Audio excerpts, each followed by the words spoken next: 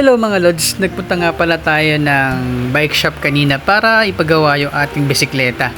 So nagkaroon kasi ng problema yung ating brake caliper, tumatagas yung langis and nawala na rin talaga ng preno. Mahirap dyan kapag during ride nagkaroon tayo ng problema sa mga brake system natin, di ba? Delikado yun. Ayan, so in-upgrade na rin natin siya into a replacement part from Shimano. So it's a caliper na Toyni. Ito yung magandang pyesa na pwedeng ipalit natin na match sa ating frame.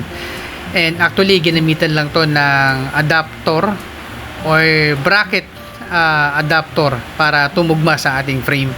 And nagawa naman ng maayos. Ayun, syempre, thank you kay Kuya. And flex din natin mga Lods, yung mga pyesa nila rito.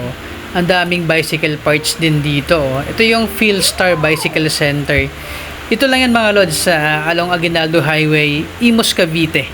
Kompleto yung mga parts rito mga Lods. Pwede ka magbuo rito ng isang project bike Na-share ko lang mga Lods, baka kasi sakali kailangan nyo ng pyesa, pang upgrade or pang project bike nyo. Go na kayo rito. Ayan, solved na yung problema natin sa ating brake system. Ready na ulit si ating gravel bike para sa ating bike to work. Ride safe lagi. Bye bye.